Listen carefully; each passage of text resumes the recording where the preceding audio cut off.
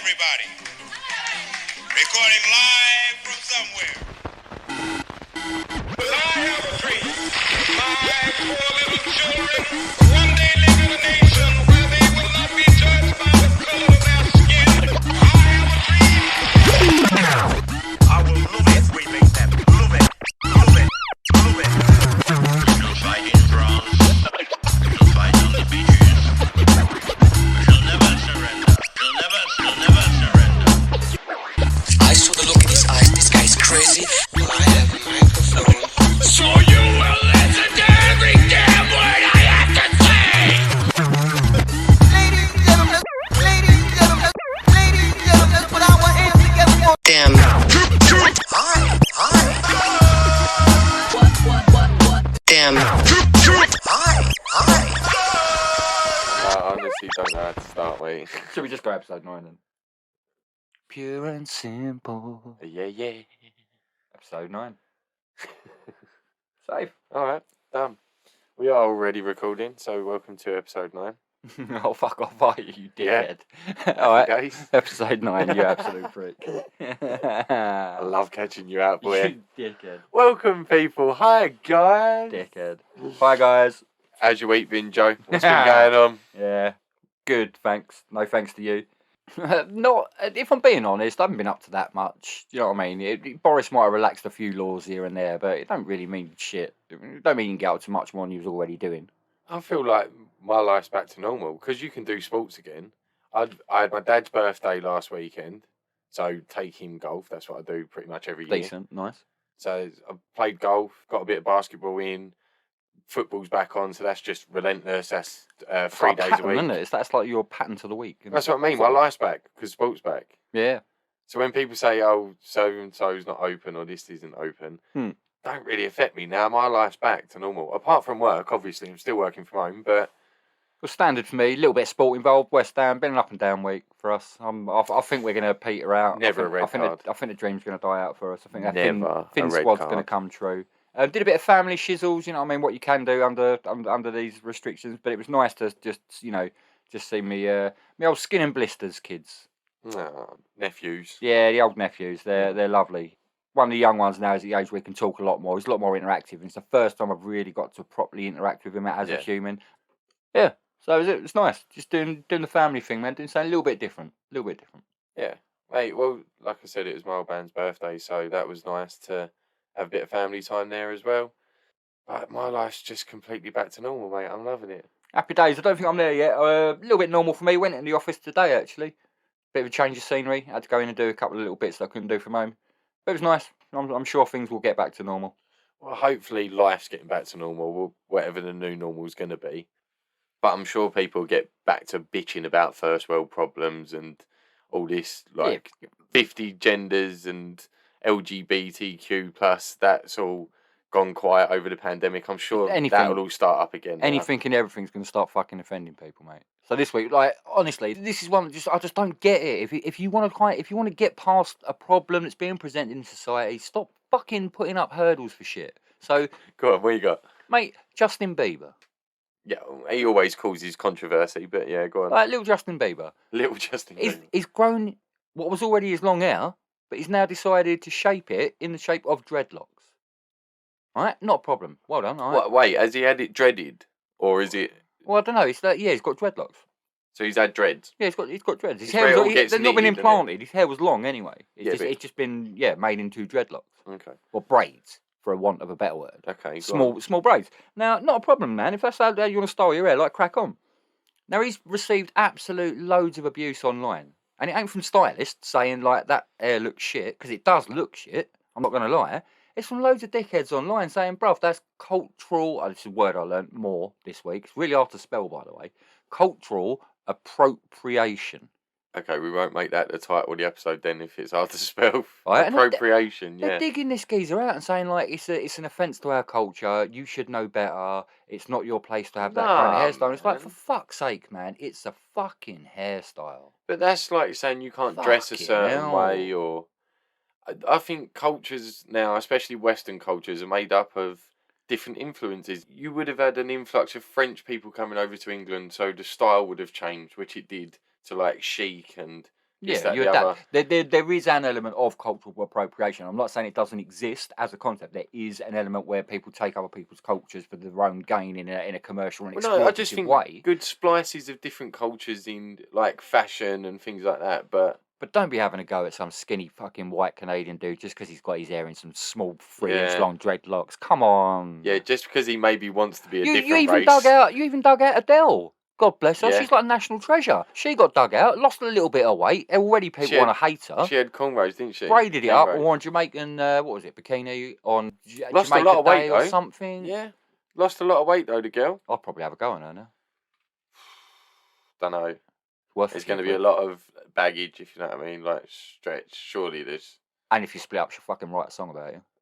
Oh, yeah, you could be the influence to her next Yeah, I'll take the rights on that 20-year now. career. Right? 20 million copies of telling people I'm an arsehole. Fucking right, I'll have that. Never mind, I'll find some more cash. Don't worry about that, boy. Well, more cash, mate. Yeezy this week. As if this geezer ain't already rich enough, right? Yeezy. Yeezy. Kanye We're talking about Yeezy. Yeezy, Khan Yeezy. Go The on. soon-to-be president of America. More than likely. I The don't know. second black president of America. As we know, this dude designs trainers, doesn't he, with Nike? Yeah, Yeezys. Yeah. Yeezy collection, yeah. Yeezy They're fucking collection. expensive, mate. They go for over a grand. They've got, yeah, as a standard. I looked some up online, 1,400 nickel, and it looked like a Yeah. load of like plastic that was an offcut at the end of a factory. It was weird. Easily over a grand. The new ones come out, they're nearer the- 2 grand. Or the top end of an Olympic stadium in Japan. They look really weird. And they're sort of shit you'd wear. Again, he got nice kicks on today, so I'm going to let him off. I'm going to leave this now. He's got nice kicks. I think he's too scared to wear them brown things around it anymore. Don't you worry, they're coming out next week. Ironically, we're sitting They're there. coming back next week. But Kanye already, He prepares. as Go on. if this motherfucker ain't rich enough, right? He's put a pair of shoes up for auction. He did in conjunction. They are called the Air Yeezy 1 Prototype. Now they put these up at Sotheby's. They put a reserve down of $1 million. A What? reserve of $1 million. Are you having a fucking draft? Sorry, why are these going for a mil? He wore them once. Size 11, if you're interested. Yeah, they'll do, yeah. That was the Grammys. We wore them at the Grammys. Wore one. Okay, one so off they're his own. not just, we've come up with these new Performed ones and they're going to sell for a mil at least. No, it's on the tag. It's like it says something like Grammy worn or something. You're buying a piece of history, basically. Yeah. Because I own them shoes. So did it go for a mil, like you said? No, man. It went for $1.8 million. Fuck. So when they said, right, $1.8 million. I used to watch David Dickinson, yeah? Shit. I used to watch David Dickinson in the daytime, right? And Cash in your I attic. always know you set a reserve, and if no one met it, Yeah, then it mug just 'em up. bombs out, and Yeah. that's it. $1 Like, mil they don't put sell. down, bruv. 1 1 mil. mil. Confident. Who the fuck put their hand up for 1 mil? Went, Do you know- that's a good price. Do you know what the official record before 1.8 mil. that one was? A pair of Jordan Air Ones. And they're famous because he played in them in a game in Italy, like a pre-season tour in Italy. And somehow he managed to smash a backboard. And Oh, they- sick. That's going to be a dunk, like, bang, pull the rim You'd off. think, yeah, you would think. Yeah. They went for a touch over $600K. Yeah, well, I'd imagine that. So I'd he's rather tripled pay, it. He's tripled the highest. I'd rather pay 1.8 million for Jordan's trainers. Yeah, than man, I don't know how I would feel for about that. Kanye's design that he wore at a show. Price of inflation. Inflation? What, do they float as well? Ironically, Kanye, the most inflated personality on the planet. For 1.8 million, I'd want him to fly me to the fucking moon and back, mate. Mate, the basketballers, they get involved with their shoes, they get involved with their media, they say shit. Oh, son. yeah. You know, like when the George Floyd thing happened, they refused to play basketball, and it was the finals as well, man. It was the playoffs. But yeah, now LeBron's, as he does, speaks out about certain things, which Loves a tweet. I do that boy. rate him for. Loves a tweet. I love LeBron. He was saying about, I'm sure you've heard of it, the girl that she got shot by the police for attacking another girl with a knife in her hand. Yeah, I remember. On the day that Chauvin had got his verdict, I think it was. Yeah, it might have been around that time. Or Or, the day before, day after, or on day. It was to be very, fair, very mate, close. that could have been another fucking story. There's I so reckon. many have happened lately. I see the footage of that today as well. As funny enough, I honestly did. I was scrolling through Facebook and it was like, Witnesses that watched it said probably deserved it. no, right. So I've seen the video and it was a news channel media conference the day after, right? And they were showing the body cam footage of each police officer. Yeah. And I mean, there was a fair distance away from him. So Did he anybody was- lean on anybody's neck? hold on, he was not in any danger. So Who? it was Copper. yeah. She's got a knife. right, going for another girl. So he was not in any danger. He has got a taser. Would that stop her from stabbing the other person? Yeah, paralyse your body and you drop the knife. Well, is that not a bad shout? Well, he shot her and she died. What's the law over there on that? Is it if the other person is in danger there'll of be a trial. killing someone or something? This is the next big thing. There's been a trial. It was in Nashville. I'm sure I don't think it will be. Is this what LeBron's pushing for? That sounds all right to me. I see, again, it was on social media a couple of days ago, that, I can't remember her name, but it's a woman kind of reporter / presenter. And she was slating LeBron because LeBron was sticking up for the girl, basically. And then she was going, well, how can you stick up for someone that was attacking someone with a knife? It's dangerous ground. This is where me and you have spoken about platforms and using them responsibly. Yes. That could, in like, if he was going to be a that was one of the first episodes, wasn't it? First or second? Early doors. That was early. Episode 1, I think. Pilot even. If he was going to be a dickhead lawyer, you could turn around and take that tweet from LeBron and go, that is incitement. What you could do is take that tweet from LeBron, you've put that down to incite a movement. Well, no, he's not turning around and saying you should go attacking people with knives, which is what this woman was doing. I can't remember her name. The emotion he attached to it, wasn't he like, go and do this, go and do that, start a movement, almost like a riot against it. It's very irresponsible. I think America seriously needs to take a look at policing their laws on having firearms. There's just certain people can't be trusted with a gun. The problem is, though, right, you can't just take away the guns, because if you stop officers having guns, then everyone's going to still own one that has a license with them. Yeah, true. So they're still a threat. So the police officers are kind of defenceless there, aren't they? Turning up with a knife to a gunfight. Literally. Or a baton. Oh, the other way around. Or a baton to a gunfight. I think they should probably have the guns, but have tasers, and it should be if anyone's shot without attempting to be tasered first, unless a firearm is pulled out. I don't know where those lines are going to cross in. We don't have anything really to reference it to. But they do, because they've got body cameras, so everything's evidence now. So unless a gun is drawn, any extreme restraint should be with a taser. You shouldn't be allowed to shoot someone with a knife. Before you start retraining them whether they should shoot people, you should retrain them what they're doing when they're restraining people. Start there. Get that training in place, because that ain't going well, boys. Yeah, it's happening all over, mate. Even today, when I was looking up on some news articles just to see what's been going on that I haven't picked up, another guy has been shot 5 times. One of them was in the back of the head. That guy in America by a copper. In the back of the head. That's execution style, mate. Don't want to get morbid about it, but like you say, they pop up every minute. A guy called Mario Rodriguez. Literally nothing. A little bit drunk in a park. Coppers turned up to some just quiz. People reported him. Ended up sitting on him, restraining him, killing him. Didn't need to happen, man. Wow. Sort your techers out, bruv. Sort your techers out. Use a taser. You want something funny? What have I got? Oh, yeah. I've got a good one for you. Right, headline. Please. Josh fight! What? It's a fight of all the Joshes. This is brilliant. Why is this funny? So there was crowds of people turned up, right, in a field in America with, they call them pool noodles, but you know, like the foam spaghetti the floaty things. Under the armpits, under the knees. Lovely, lovely. Yeah, right. But it was for the rightful ownership of the name Josh.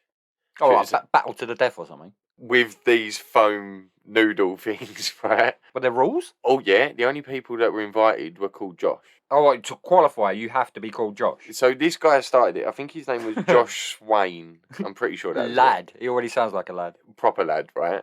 What he did was start it on social media as a joke because everyone was bored of lockdown. He started this about 9 months ago or a year ago, something like that.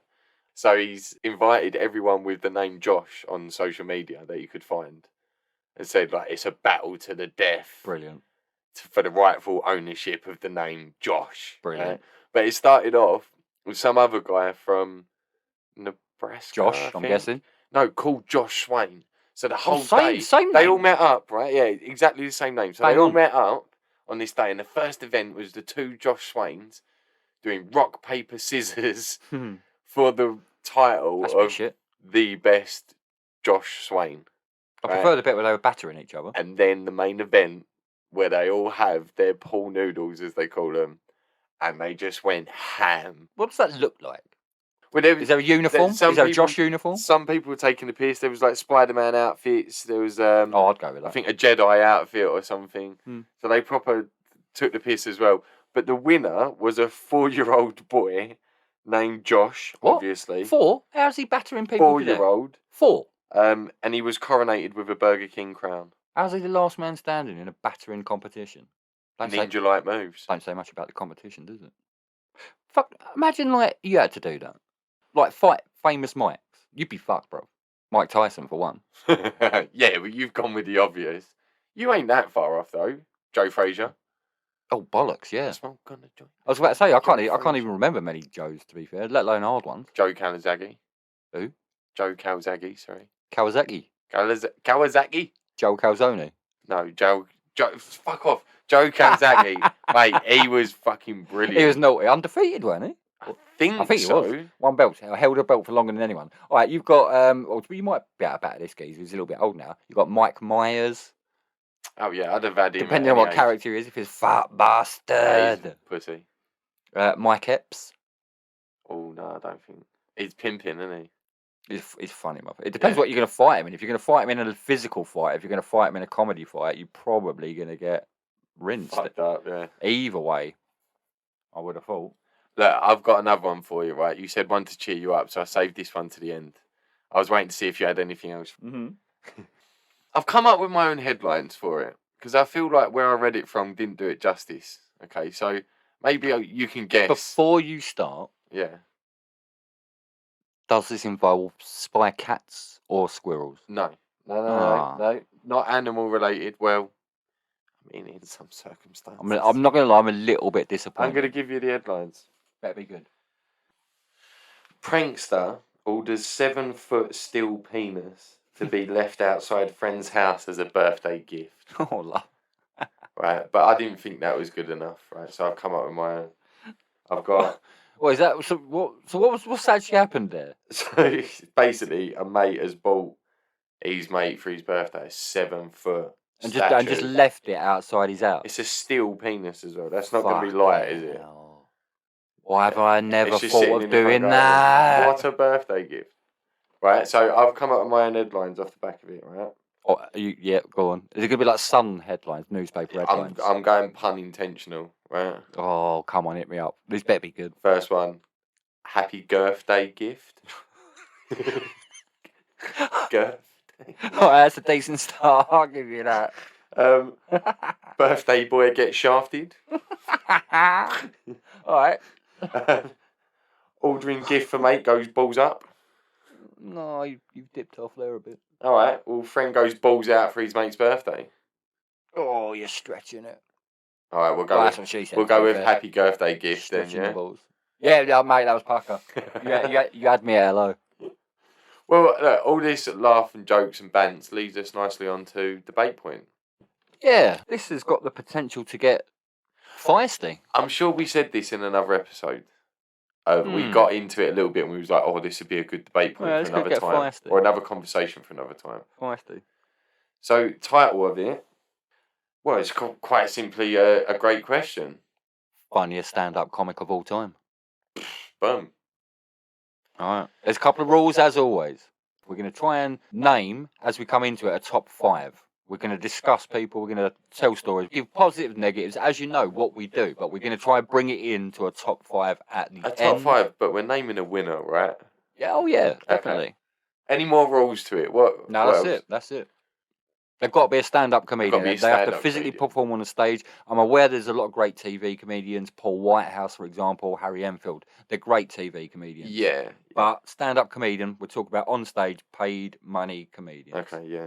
So we're talking, and I'm just going to throw out names: Eddie Murphy, Michael McIntyre, Peter Kay. These are all stand-up genres. Yeah, but we're not talking movie like Will Ferrell, for example, doesn't do I stand-up. don't think he does, no. Does Saturday Night Live and stuff, but not. He, to be fair, he may do like on a closed club circuit, But he's just not- for a chill. yeah, But yeah, not we're that we know. talking- Yeah. Quality stand-up, best stand-up comedians. Okay, so go, boom. Who you got? Well, you'll throw the names out there. People are already thinking, oh, they're going to say Pryor. Yeah, I was They're just thinking. you Pryor. know, they're going to say Chappelle. Yeah, well, hey, yeah, well, we're going to talk about the people you're expecting us to talk about because you know that these are the greatest people. We've spoken about them before. We very much love our stand-up, we love our comedy, and we do know it is influenced by black comedians. That's not all we're going to talk about. We're going to debate other things as well. But I am going to go and throw one of my big-time heroes out there. Go on. Chris Rock. I do love Chris Rock. I really do. I've watched these stand up for a lot of years. There was a film he did. It was about him dying and coming back to life in a white guy's body. It was fucking hilarious. But from there, I started watching stand up, and I was about 10. He's up there. Yeah, I'll give you that. That's a good one to start with. Lucky. If you say, does he make it into my top 5 of all time? I'm just chucking out Chris Rock as the I know. first name on this segment. It's bruv. a good name. He's probably borderline, actually. He might go top 10. Lucky enough for me, he's one of the comedians I've been lucky enough to see in the flesh. I got to see a show in London when he came over. Shut up. Yeah, it was one where they spliced the live footage between us, South Africa, and somewhere else, I think. Nice. But yeah, I got to see him in the flesh, which was nice. That was good. Mate, I do love that. I think, I think Walker come with me on that one. I think he was with me. We went to see one. Mickey Flanagan. Well, me and you. Oh, we did. Yeah, we was pissed though. And we Oh. went to see, what's his name there? American or Canadian? Stuart Francis. One-liner. Did we? Yeah. Was he on the same bill? Nah. It We was go two to- different times. I barely remember the other one. We were hammered. It was 2 different times, and he was like a one-liner. Yeah, he's a great comedian. Different Yeah. styles, innit? You can be stand-up comedian. Look at Tim Vine. He can Yeah. do an hour's material of knitting 3-word sentences together, and you laugh until you're pissing your pants. Ken Dodd, mate. My parents used to love Ken Dodd, and some of the jokes that he used to say were brilliant. Like, but there's Funny to look at as well. Does help. If you're a stand-up comedian, you're funny to Yeah. look at. You're halfway there. kind of like Tommy Cooper as well. He did little one-liners, but he was just A little physical shrug of the shoulders. or like acting like he didn't know what he was doing. That observation, you observing him, Very subtle, clever things. brilliant. Gary Delaney. Who? He's on Mock the Week. He's a quite short guy with glasses. Is it a stand-up? Yeah, he's brilliant. Done a stand-up, recorded show stand-up. Yeah. You just talk about a clip you've seen. Yeah, Gary Delaney, and he's been on Mock the Week. I know him like, in one line. He's very loads of funny. He talks times. about his grief counsellor. Yeah, Yeah, he's funny cunt. yeah. Where's He's it? funny. Hold on, how's it going? My grief counsellor died recently, but luckily she was so good I didn't give a fuck. Yeah, he'd be give a fuck. He's very good. He's very good.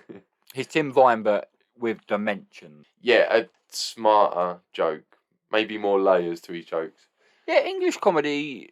What have we produced in terms of like legendary stand-up comedian? English. At recent times, I'm going Gervais, man. He's a fucking savage Yeah. beast. Yeah, Gervais He's a is good. beast.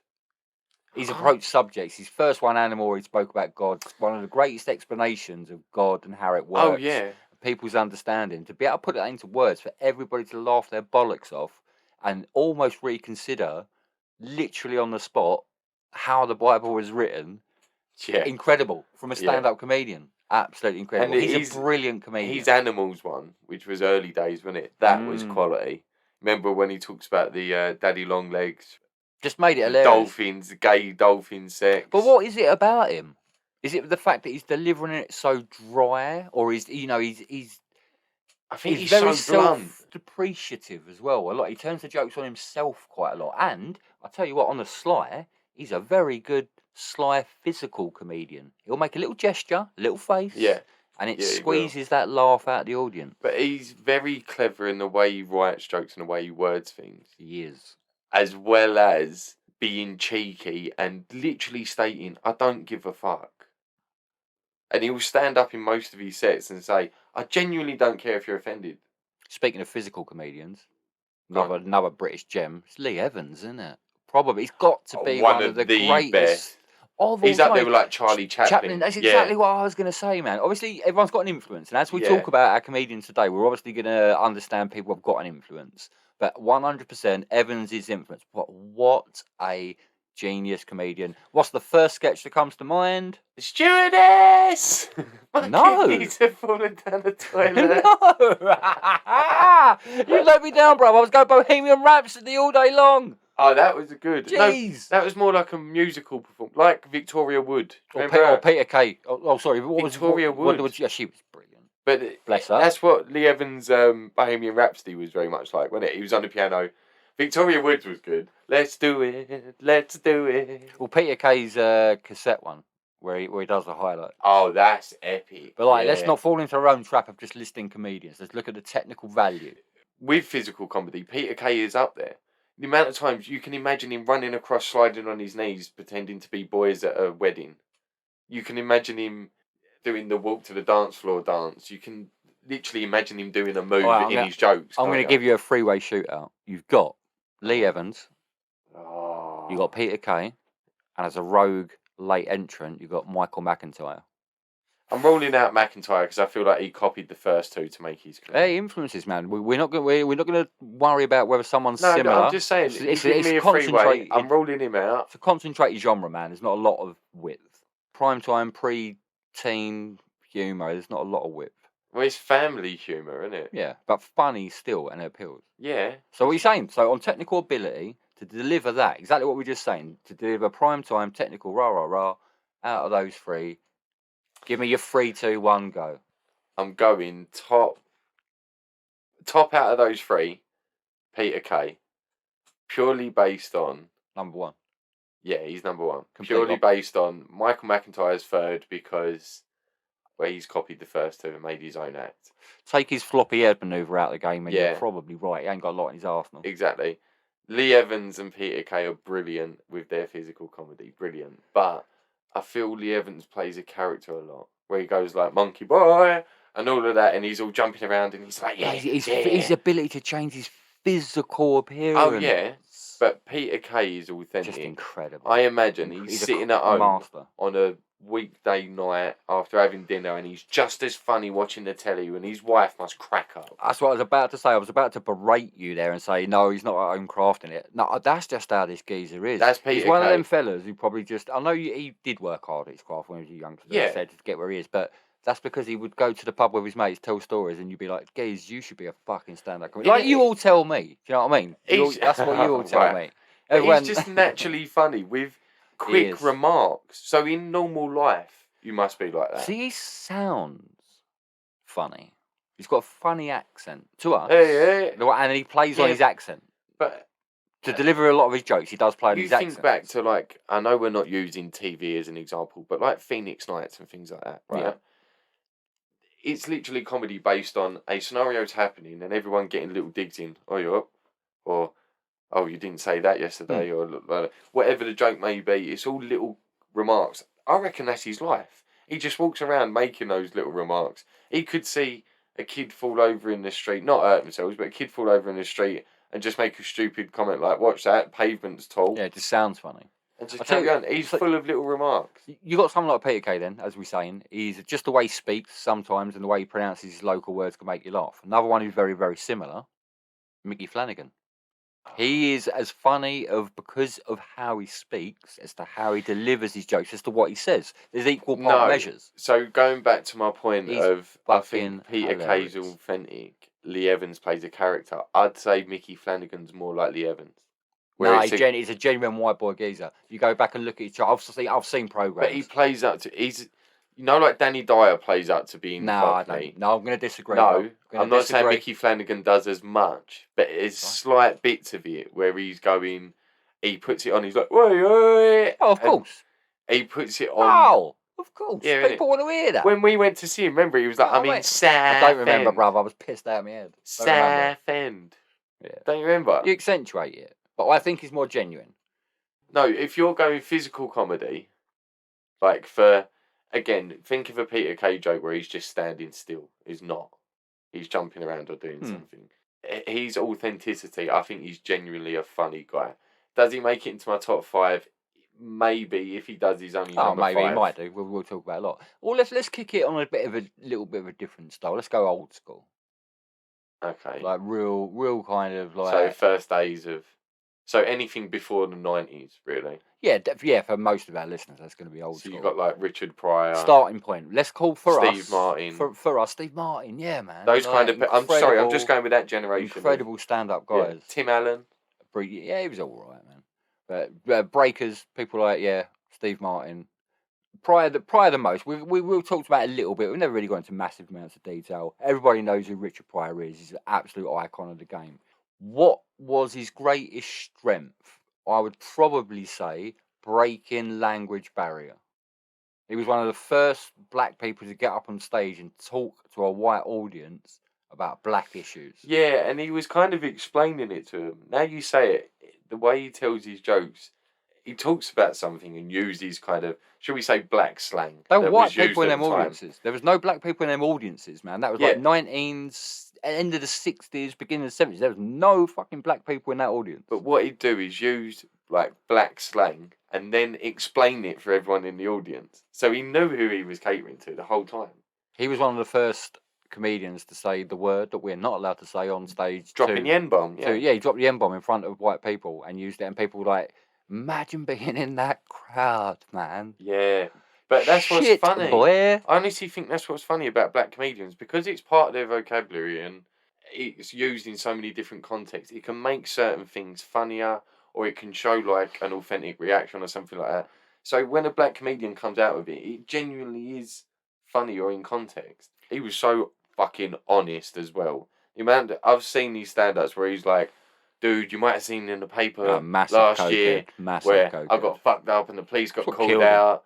He was so honest about all of it as he was talking. Great quality, isn't it, as a comic? Like Gervais does, that self-depreciative inflection. Yeah, it's kind of like there's no smoke and mirrors there. It's all just like, you know what my life's like. Especially if it's a joke someone's waiting to hear about you at your own expense, and you say it first. It's like you call someone out, you say it first, and they're like, what's the bit he does about, is it his dog? He's like, what's going on, Rich? But that's when he's like, just throwing his voice into an imaginary dog you've never heard before is one of the funniest fucking things. That's when he's talking about being high as shit on coke, and yeah, that was a news story. He's got a magnum in his hand or something. There's a magnum in the story. But what you think, involved. he's addressing a news story that makes him look really bad and turning it speaking hilariously funny. And like, it's brilliant. It's one of his greatest, most classic sketches. Fucking brilliant. Like most great comics, sweated a lot on stage. Well, you've already said Lee Evans. Robin Williams sweated a lot. Again, another massive cokehead. But Robin Pryor Williams was funny as shit. There's one concert. Pryor starts the concert, and I'm guessing it's silk. It's like a silk. I'm going to go half crossed with a shirt, half crossed with a blouse. Yeah. It's the 70s, man. He had an afro going on. Like, he's allowed to get his funk on. But yeah, within like 20 minutes, that shit looked like a fucking Romanian fucking drive-through. It was wet as shit balls. Just going back a minute for Robin Williams, we need to show some appreciation. Oh yeah, sorry, we touched there.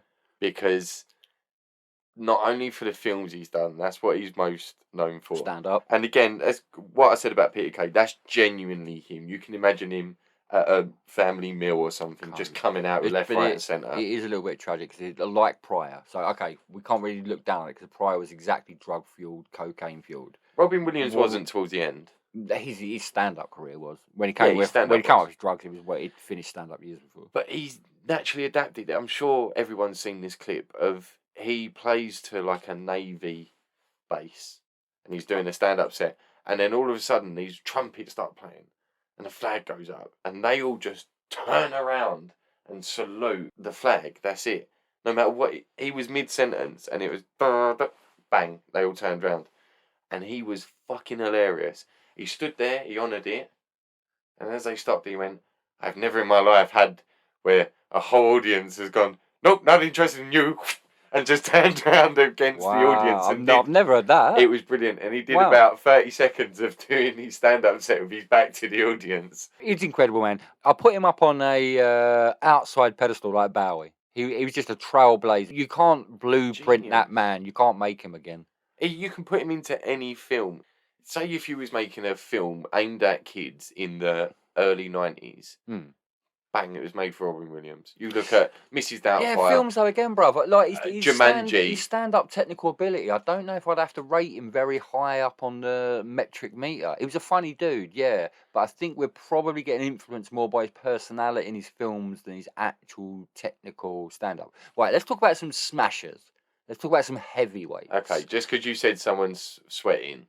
Let's talk about some heavyweights. You made me think about Eddie Murphy. Right, let's talk about Eddie. Let's talk about Eddie. In that leather suit, he must have been sweating his fucking bollocks off. I am gonna say, as an outline opinion on this, Eddie Murphy's stand-up has not aged well with modern opinions, science, proof, decency, or any other word that you might imagine it. But you could say that about Richard Pryor. Does not detract from the fact that 99.9% of both of those excellent performances he performed back then are one of the funniest of all time. Mate, that was...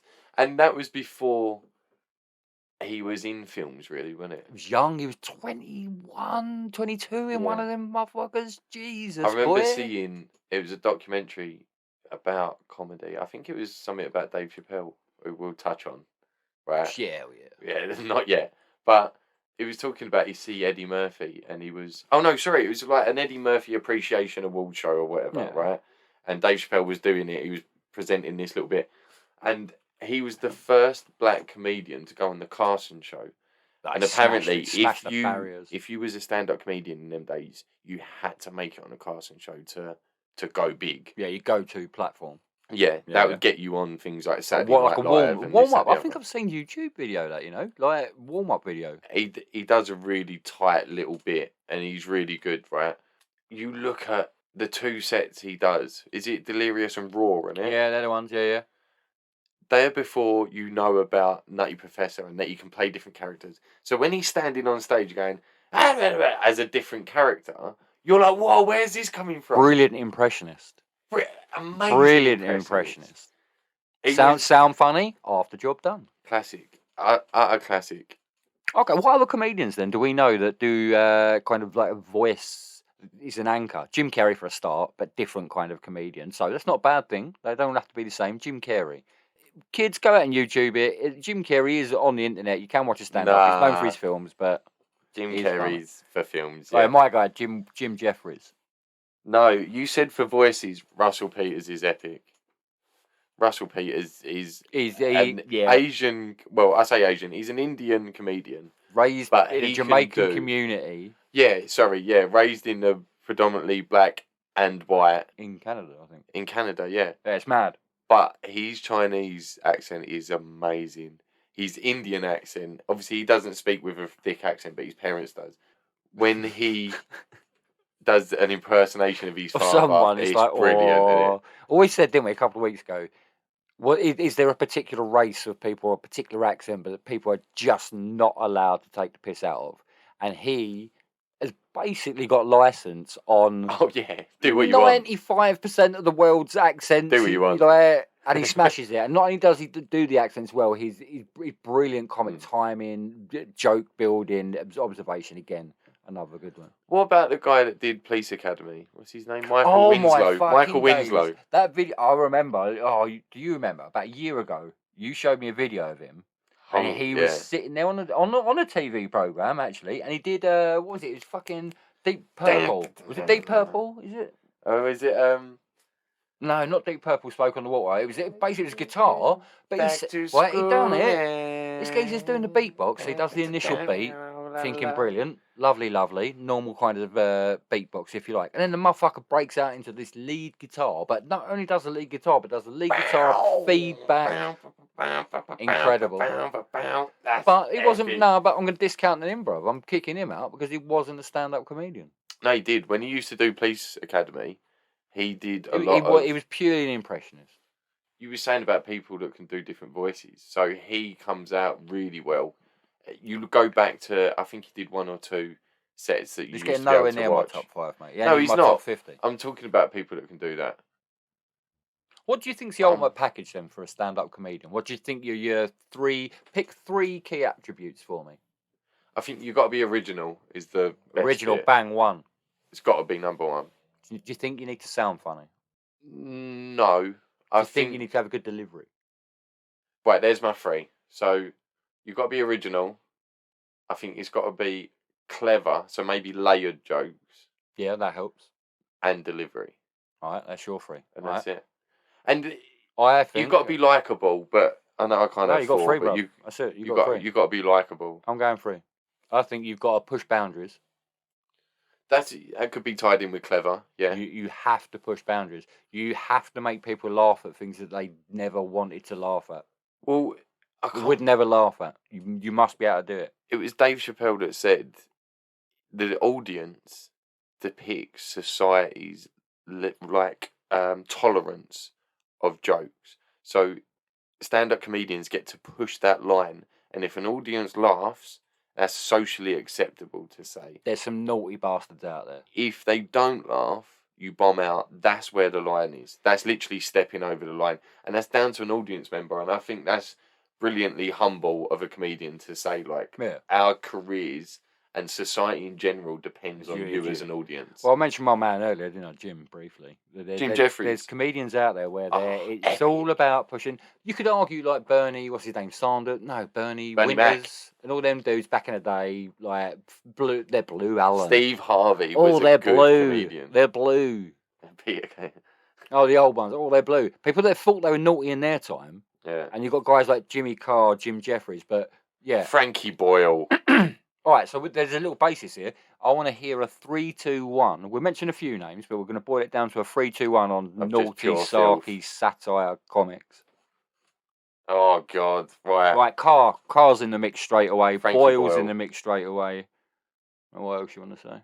They're two that instantly spring to I mind. don't want to just chuck in someone I immediately think of. Filthy comic. Just like savage, naughty, savage. I mean, Gervais is up there. Gervais. That's good 3. That's a solid 3, to be fair.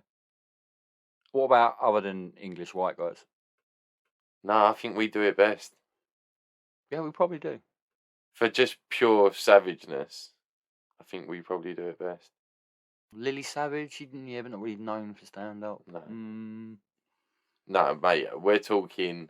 Think of some of the jokes that these people have said around Horrendous. dead babies, around rape. Russell Howard's not as naughty and sharp, No. but he comes into an undertone. It's good delivery, Yeah, good. but good it's not really complex jokes. He's just making. Oh, fun I'm gonna have of a little listen situations. then. So that could Right, so literally those be a three. 3-2-1. Those 3. So you've got Oh, Gervais, I'll go Gervais 3. Jimmy Carr, and Boyle. On a scale of spitefulness, yes. Oh, brutality. On a joke skill level telling, and that acts as your payday, I'd go Carr number 1. Carr's a genius. I'm gonna counter that. I'm putting Frankie Boyle up there for brutality, number 1. Jimmy Carr, because I think a lot of his is the use of savage words, and they're mostly comebacks. They're just horrible. So he'll a lot of either time. create a They are scenario. horrible. Yeah, but he'll either create a scenario where there's a comeback, or he'll take heckles off the crowd because he's really good with comebacks. Oh Right. no, okay, sorry. I'm putting Frankie Boyle, then Ricky Gervais, then Jimmy Carr for me. Yeah, Jim Carr for me. Okay, that's nice. Next topic. Which comedian Oh, go on. has made the biggest impact to your level of humour? Who would you type if you took a quiz? You mostly answered A, mostly answered B or C. You would identify as this comedian. I'll give you 2. You mean one that's the most relatable to you? Yeah, I'll give you 2 to reflect 2 sides of your personality. Which 2 stand-up comedian legends of all time would you liken yourself to? Okay, I'm gonna go with Dave Chappelle as one Yeah, that's my rock because formation. he just has the same He's a guy. likes, the same beliefs. Is the goat. And when I say beliefs, he's speaking out a lot politically and around sensitive issues. And I genuinely, every time I hear him, I think, perfectly worded, my friend. He's a very level-headed, normal, brilliant human being, and it matches yourself. You are a brilliant human being, and you naturally see each other in the kind of humour you seek. Yeah. So I don't know why you said 2, but now I think, Bit of light and dark, isn't it? yeah, not something to counteract.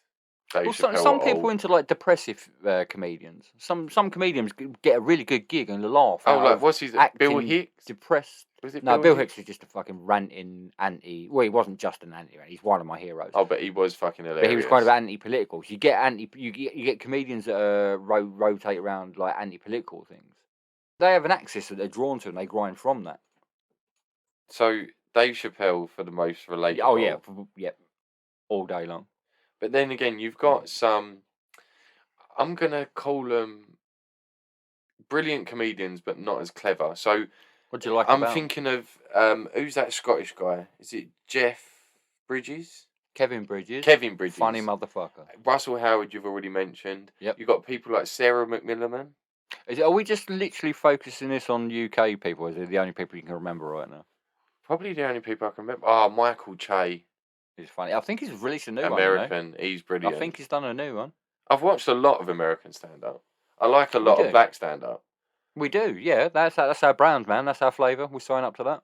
So, most relatable. Yeah, there you go. I'm going one American, one English. So, Dave Chappelle, for his whole belief system and his likes and dislikes. And then I'm going with maybe Kevin Bridges or Mickey Flanagan, kind of. I think Flanagan. Your family's south of the river, aren't they? They're all very East London. No, south, I thought. No, they're all East, mate. Stepney, Limehouse. How's it? Yeah, it's around my man. All around that, mate. But, yeah, Mickey Flanagan. Oh, even the way I just said that. Yeah, Mickey Flanagan and Dave Chappelle. It gives you that counterbalance of still good people. I think that's bang on, bruv. I think you called yourself well there. I know myself well. As I've got older, I've evolved. See, I like the kind of the semi-cranky stand-up comedian. You know, the ones that are a little bit aggro. There's loads of them out there. It's a good shtick. Oh, what's his name? Louis C.K. Al Murray, Louis C.K. Alf Garnett used to do a brilliant stand-up set. There's so many. It's that angry persona. You got Louis C.K. Who's Bill Burr? Bill Burr's good. Bill Burr. Oh, Bill. No, Bill Bailey's you mentioned clever. him earlier. Bill Hicks. Bill Hicks. See, yeah. I would align myself George Carlin for one as to rant at political regimes. People like that, politically based. But that was Billy very Connolly much almost to. Billy Connolly. He was a trailblazer in terms of saying the word fuck. Let's just pause. He's up there. Okay, he said the word fuck. When you watch all of these programs, it used to be on like terrestrial TV, prime time, and then it's gone to like UK Gold now and all that kind of stuff. And they do best 10 stand-up comedians of all time. Billy Connolly is always number 1 or number 2 at worst. Honestly, he is right up there, mate. Yeah, he made swearing funny. He used to crack me up as a kid. I could go back and watch it now and he'd still make me in stitches, mate. The big yin. He's just every story he told. He was a brilliant storyteller. Storyteller, there you go. That for me, that's the rock. That's the anchor to my comedian, which is why myself I would go with Dave Chappelle, but it's storytelling. Yes, yeah, storytelling in a genre. Them two are probably the best. Dave Chappelle and Billy Connolly. He's like you the watch him Muhammad on Ali. Parkinson. He took over the show. You forgot it was a chat show. He was just him talking to the famous people around him. It was brilliant. Or you see him on, I think it was Graham Norton or something like that, and he's sitting next to Tom Cruise. And he's literally just perving over Tom Cruise the whole time. He don't give a shit, does he? He's brilliant. He is a funny motherfucker, man. Who else you got on storytelling? There's a lot of good storytellers out there, and it is a different genre. Jeffries. Yeah. One of the funniest jokes you will ever hear in your life comes from Jim Jeffries. Yeah, 100%. I know exactly what you're talking about. I'm not going to go into detail. I'm not going to describe what it is. Just for me and you, is it the one about his it's the neighbour's brother? No, it's a split second thing, yeah. Yeah. It's one of the most heartfelt, emotional roller coaster jokes that literally makes your brain break in half as he delivers the punchline, and you boot yourself about 10 miles beyond the line of decency of laughter you always had in your head. And then just when you thought you was an awful human being for laughing at that joke, he says something else and you literally piss your pants. Yeah, mate.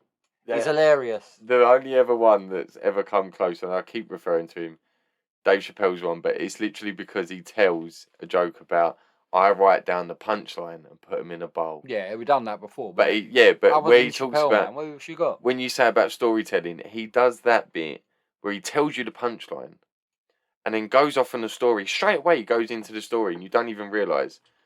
And it's what, a good 2 or 3 minutes later until or maybe even longer than that, maybe like 5 minutes, until he actually turns around and says that punchline. You're like, oh shit, I forgot he was going to go there. Storytelling to its teeth. Can we name any other storytellers at the minute that we can think of? They're my top 3. We've done subsections in top 3, so I'm sticking with that format. I like it. What's the 3, 2, 1? Billy Connolly. Mm-hmm. No, Dave Chappelle's first for me in storytelling. No, I'm retracting. Last time, Billy Connolly's number 1. storytelling, then Dave Chappelle, then Jim Jeffries. Just for Billy Connolly on things like chat shows, he can just take over with a story. Jesus. Yeah. Yeah, I'm doing it. All right, I'll knock it out of the block. Chappelle number 1. Fanboy. Happening. Yeah. I like Connolly. I think he was a genius in his own right. Innovator. I think we can look back when people smashing through genres and boundaries and restrictions at the time in their own capability, they've got to be held as trailblazers in some way. And I think that carries a lot of weight for me. He did. So in terms of storytelling, yeah, I'll go with that. And then Jim Jeffries last.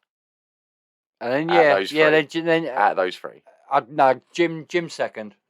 What? And then Billy Connolly last. Bill Connolly last. Just because I think only because of that one joke. Yeah, Chappelle is my favourite comedian of all time, but Jim Jeffries has told me my favourite joke of all time. Okay. So 1, 2. Right. Let's kind of wrap it up as a debate point. We said we'd initially set out as a top 5, and we've gone off into subsections. So do you want to make it up of 1 observational comic, 1 physical comic, 1 clever comic, 1 storyteller, 1? Or should we just base it or off just hit whatever top 5? our instinct is? Dave Chappelle's top. When we try and name the next Dave Chappelle's What top. about we try to remember 4 comedians after naming Dave Chappelle and see how far we get? Dave Chappelle's top. Yep. Pryor's up there. Second, gotta be. Oh. I'll go in second, bro. Pryor's So it's up like there. top trumps, bro. It's like top trumps. He would be second for sure. For me, Gervais is up there. Clever, dirty. Who would have to drop out? We're going top 5. I've got room. No, I can't have Gervais in at 3. That's ridiculous nonsense. Maybe not 3, but he's in the top 5. Is he bollocks? Yeah. Is he bollocks? He's nowhere near it. He's fucking sitting on the top of flats with binoculars looking down. And I love him. He's a genius. Dave Chappelle is in there. Richard Number Pryor's 1. in there. Number 2. Come on. Who else you got? We've said people like Jimmy Carr. We've said Frankie Boyle. We've said Michael Che. We've said Russell Peters, Jim Jeffries. I'm going to go for a real random one. Steve Martin, Billy Connolly. If you've not seen it, he's low key and and we ain't even discussed him. Go on. This Which better is be disgusting. going to be weird. Discussed him, sorry. Okay. Jerry Seinfeld. Yeah. He's old school and he's got a... It was always very safe. Well, he's got He an kind of old school wrote the appeal for me, man. He covers bases. He's a hilarious motherfucker. He wrote the blueprint. Actually, no. I'm going to scrap that. He wrote the blueprint for modern day comedians. He's very safe. Scrap that. I'm going to go for my second best being Bill Hicks. Man. Wow. Like, I align myself with his politics, his opinions, his attitude, his energy, his excellent views on things, breaking very through. clever. He was an angry. He died so young. Yeah, man. he did. He died so young. Conspiracy behind that as well. And cancer. Yeah. Cancer. But brilliant. Okay, so he was a brilliant comedian. Is he third or is he up there in your top 5? 3. Yeah, that's my 1, 2, Number 3. 3. I'm going Chappelle, Pryor. I've got Chappelle, Pryor, Gervais. Your Chappelle, Pryor, Bill Hicks. Who makes it in? I'm done. That's me. I'm clipping out. Nah, come on. You can't leave out people like maybe Eddie Murphy. Oh, Jesus. That's why I was going to do a top 5. Yeah, you got people like Eddie Murphy. You've got I might Peter Kay, Lee Evans. Yeah, stand up. No, they're good, man. For me personally, I know there's excellent talent in each genre, but I like my comedians to be naughty, plus 15 on the box, at least. Go on, then. 18 if better.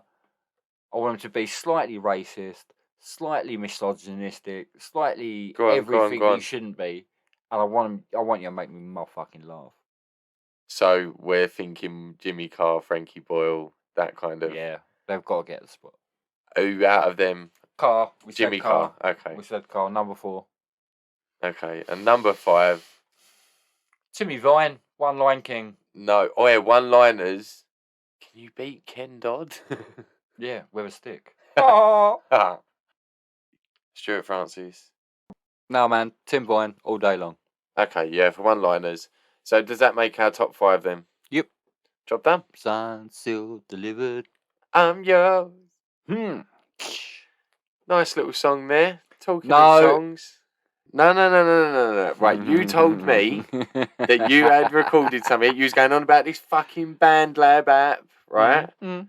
You told me that it was happening. So, All right. I pulled my finger out. I know you've made a few beats, but did you decide on one? Yeah, I got 'em. Okay. I haven't put my vocal over it. I'm not sure what lyric I'm going to sing. I might do it in a little garage summer vibe, but this is going to be my beat, bro. Check this shit. Kick it!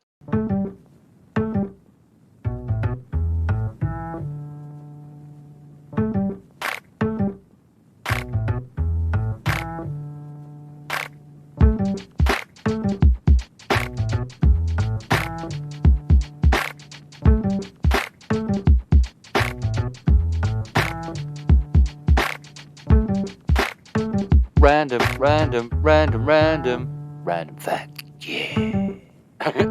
Alright, maybe I'll rethink that little like vibe. I'll tell you what we'll do. I'll get something over the top. That's my beat, man. That's my beat. I like the beat. My I theme do like tune. the beat. But we'll put some lyrics over the beat. Write We'll the make theme that happen. tune, sing the theme tune.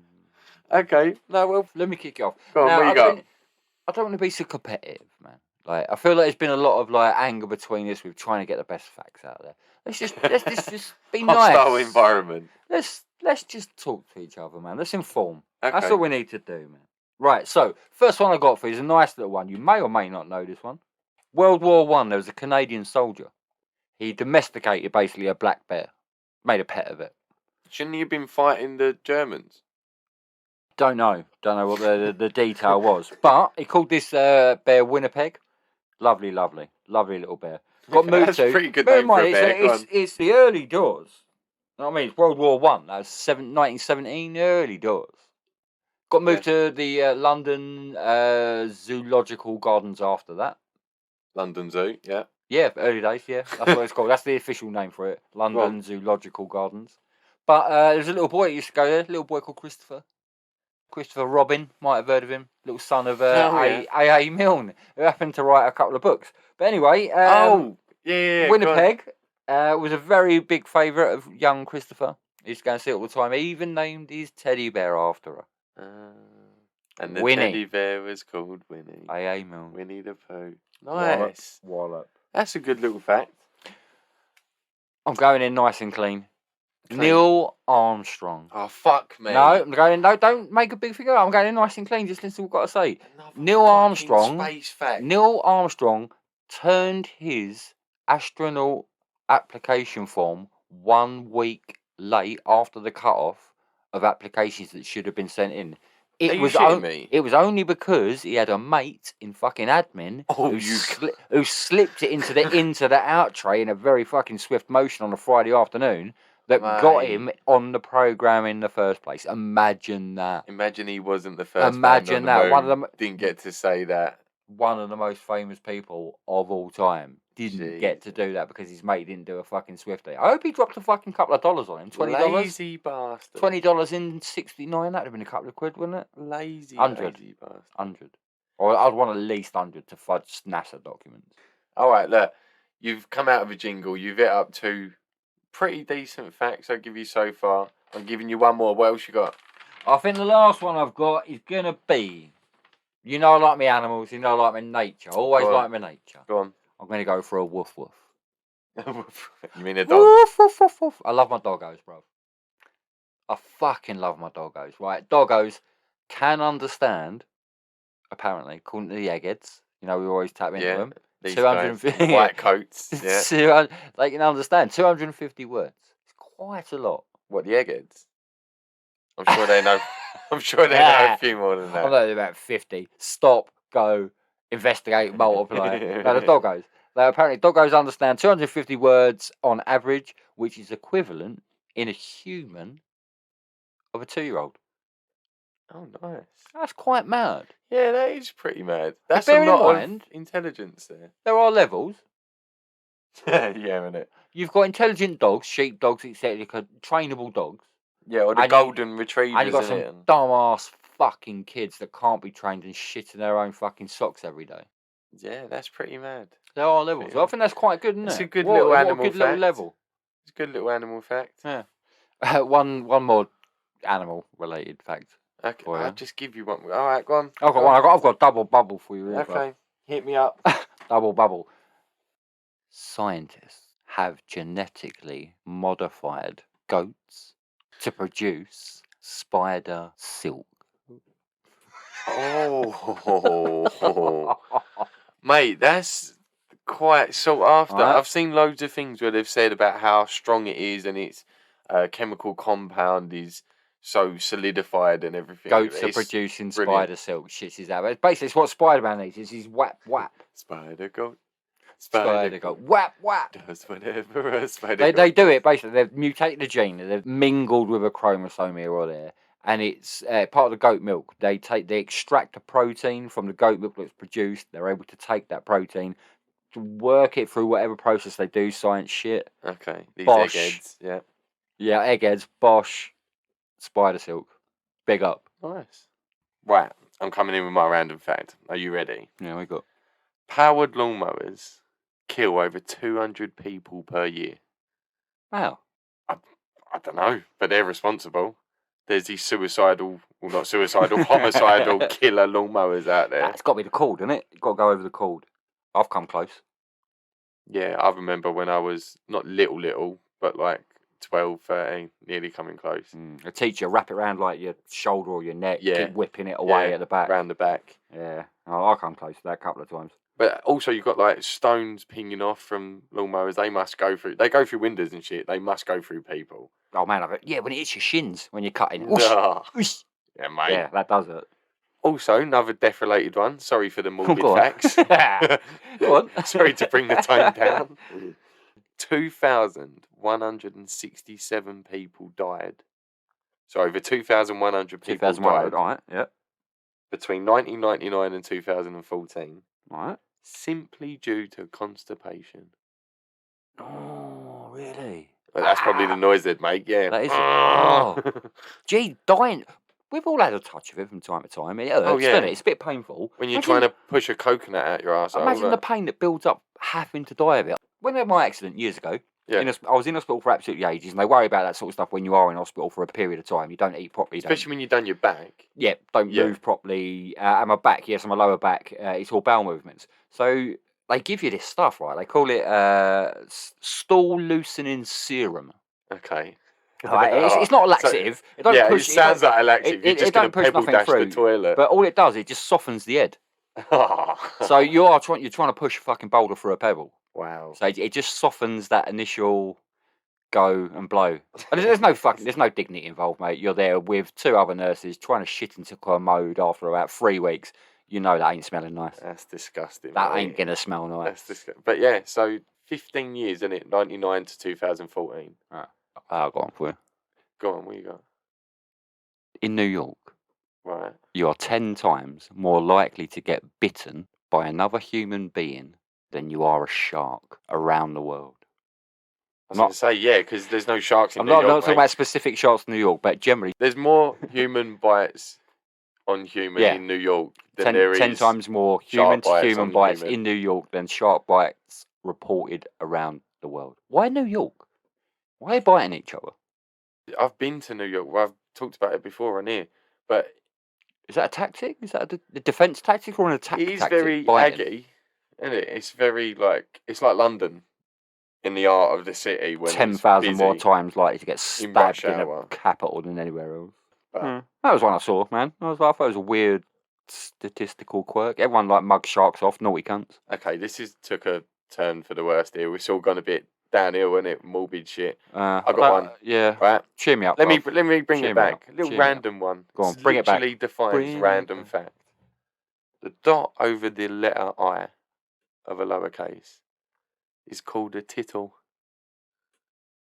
Other than the fact of what a tattle might be, that's not really lifted my spirits. You've got to do better than that. What a tittle.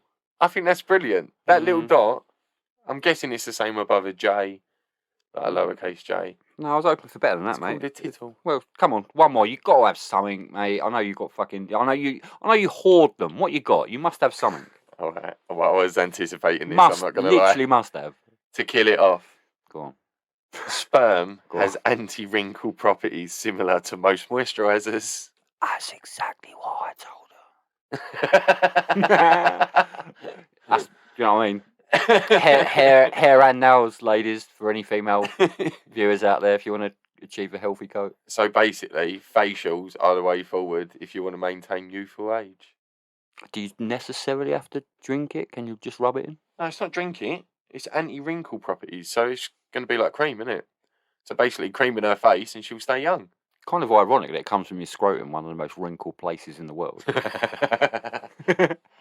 It comes through though, like, I got the power.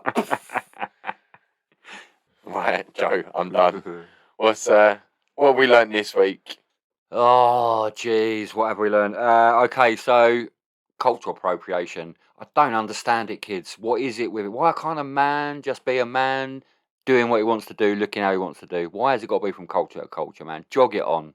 It's all these fucking Literally. It's all Karens, all these do-gooders, Just keyboard jog it warriors. on. If you're intimidated or you feel threatened by a skinny Canadian white boy with dreadlocks, man, there's something wrong with you. Yeezy! Man, people pay money, man. I'm happy to pay money for things that have got some dollar or something attached, but why are people paying 1.8 million for a pair of trainers? Yeah, that's fucking ridiculous. What are you going to do with them? You can't wear them. Mate, what's the most you've ever paid for a pair of trainers? 140, 50. That's already 80 quid more than I'd like to spend on a pair of trainers. 1.8 million. Come on, bruv, man. That's ridiculous. Oh, yeah. Fight it for your name. Joe fight. I'm going to get fucked up in the mic. As we found out, Josh fight. If your name is Josh, there's literally a yearly event you can go and just fuck people up at, man. Get involved. Go and smack some dudes up. Me and Mike are a little bit fucked. He's got Mike Tyson. I've got two heavyweight and a middleweight boxer on my side. So if you've got a name out there that you think might be able to go undefeated, give us a shout. I'd like to hear that one. Dave Chappelle is a god. He's the GOAT. Amongst men. We've compared him to people from the past, so you can actually say, yeah, he's the GOAT. If you don't like Dave Chappelle, just turn off now and never tune in again. I don't want to hear from you. He's He's an all absolute goat. praise Dave Chappelle. Only reason Neil Armstrong got to go on the fucking moon and be one of the most famous people in the world is because he had a shady mate who slipped up on the admin and basically mugged a few other people off. I wonder who the CV was that didn't get in.